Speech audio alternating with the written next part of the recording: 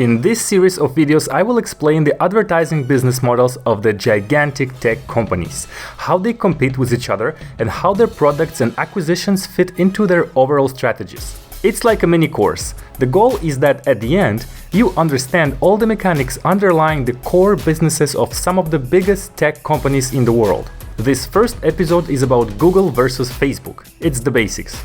Do click that subscribe button under the video in order to be notified about the next ones. So, welcome to the advertising wars. Advertising business is what turned Google and Facebook into such incredibly huge companies. Together, they represent about 20% of the global advertising spending, more than 50% if you consider only digital advertising, and up to 60% of that in the US.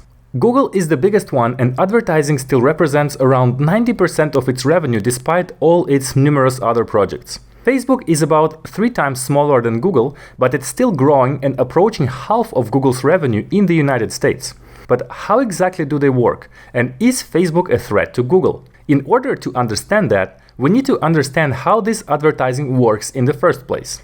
Around 70% of Google's revenue comes from AdWords, about 20% from AdSense, and the rest from other Google's projects. First of all, what's AdWords and how is it different from AdSense? As you'll see, it's important to understand this before we talk about Facebook and everything else. Put yourself in the shoes of any company, a small business or a large one, it doesn't matter. When you are a company, you need to find clients, and that's why you invest in advertising. You pay to show your products to people that might potentially be interested in buying it. And obviously the key here is targeting. If you don't target well, you will end up spending a lot of money to show your product to many people who don't care at all. And that's where Google AdWords becomes extremely powerful. Let's say you, as an individual, you're going to Los Angeles and you're looking for a hotel. So you'll go on Google and search for Hotel Los Angeles. And then you'll see this result by Booking.com, which is an ad. So Booking.com paid Google to show this advertising to people who would type exactly that, Hotel Los Angeles. And it makes sense. If that's what you're typing, then you're most likely really looking for a hotel in Los Angeles. So this result is extremely accurate. It's not invasive, since your intent is likely to buy what you're searching for. And in order to appear on top of these search results, companies bid various amounts of money on specific keywords. They pay per click. Basically, when you click on that link, that company will pay anywhere from a few cents up to $50 for the most competitive industries to Google. And so that company can set the maximum amount that it's ready to pay for each specific keyword or a set of keywords. Then Google uses its complex algorithm called AdRank to decide which ads of which company will appear for which keyword.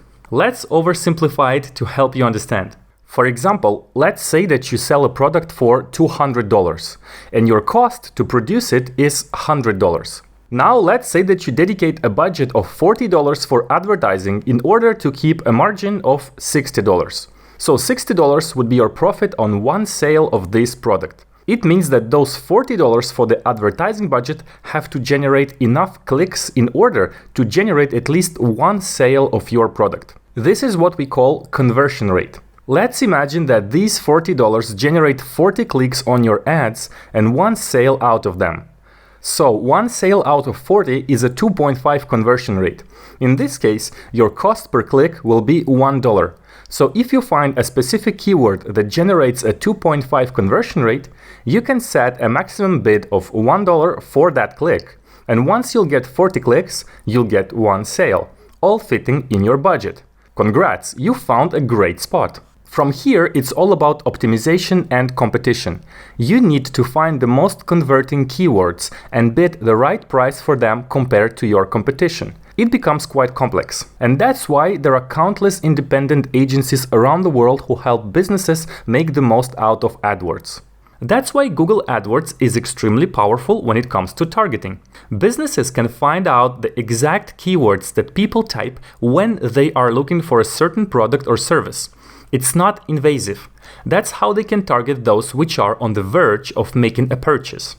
Now let's compare that to Facebook. When you're browsing the newsfeed, you're not actively looking to buy something, but you still see a lot of ads with products that you might be interested in. And more businesses are paying Facebook for these ads, so it's taking some market share away from Google. So how does that work? Well, Facebook is also excellent at targeting, but in a different way. Instead of targeting by intent, like Google does with AdWords, Facebook is targeting by profile. Let's say young females from 25 to 32 years old, living in big cities, married. What can you target them with? Well, for example, with baby products. But it doesn't stop here. The main strength of Facebook, besides knowing these characteristics about you, is to know exactly what you like. How? Well, because you told Facebook that by clicking on like. So advertisers can narrow down their targeting on Facebook to people who like certain Facebook pages. Now think about all the pages that you liked and what does it say about you? Maybe you like the page about science, the official Airbnb page, Udemy page, etc. Well, advertisers can use that information to target you with their products. However, these ads are still invasive compared to Google. Even if they're supposed to be well targeted, nothing says that you want to buy anything at any given moment. But the format, on the other hand, is much better than Google. Google AdWords only show ads as short texts, but on Facebook, this can be images and videos in addition to text. And it's been proven that all sorts of pictures beat everything else. They grab people's attention. But of course, the advertiser has to be creative to come up with the best illustrations. And since we spend an outrageously huge amount of time on Facebook, advertisers have plenty of opportunities to show us their ads on the newsfeed. Google is obviously aware of this problem, and that's why they are integrating small images to their search results as well when it comes to e-commerce. E-commerce just works perfectly with Google AdWords. Let's say you want to buy a camera and you type "buy camera" on Google. You'll see a lot of results of different cameras from various websites who paid for these shopping ads, and you'll see the images of these cameras, which attract the eye. Therefore, it all depends on the product or service that you sell. Either Google Ads, Google Shopping, or Facebook ads will be more adapted and more efficient. At the end, they both achieve the same goal, which is selling your products, but in a different way. The question is which type of ads will work best for you in terms of budget and conversion rate. So advertisers go where their potential clients go. Which brings me to the question, is Facebook a threat to Google? Well, it's definitely a huge competitor. It's taking market share. But it's not an existential threat as long as Google is still the dominant search engine in the world. As long as you'll go to google.com to search for stuff on it, Google will be fine. Finally, both of them have their advertising networks. Google has AdSense and Facebook has the Audience Network. These are all the websites that are partners of Facebook or Google and that display ads on their pages. Google has the largest network in the world with billions of page views, and Facebook is still behind, but it's growing. Here, ads are visual and they can be of any shape. It's basically all the kinds of ad banners that you see on websites. The best use of these ads is for retargeting purposes. Let's say you visit that website to buy a camera. This website will track your visit by installing a cookie on your computer. Later, when you'll go on a different website, you might see the ad from that previous camera website somewhere on it. I'm sure you encounter this regularly. So how does this happen? Well, a company pays Google to show a specific visual ad to all the people who have visited its website on the other websites of Google AdSense network. And it's also possible to target these websites per theme or even by domain name. So Facebook and Google definitely compete head-on. Even though their approaches are different, the money goes where the eyeballs go, where the lower price per click goes, and where the best conversion rate goes. That's why their advertising war continues on mobile, since most of the eyeballs and attention shifted to mobile screens in the recent years. Facebook has an advantage here, because using Facebook on mobile is extremely convenient and people spend too much time there. But Google search is not that obvious anymore on mobile, since the nature of mobile applications makes it less relevant. Instead of going on Google to search for something, you already have many specific apps that will respond to what you're looking for.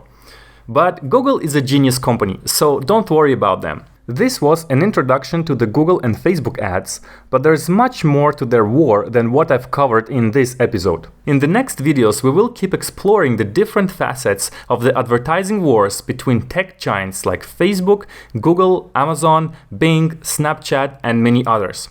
We will also explore their strategies and acquisitions such as YouTube, Oculus Rift, Google Home, Amazon Alexa, and all the others that are designed to expand the ecosystems of their parent companies to stay relevant.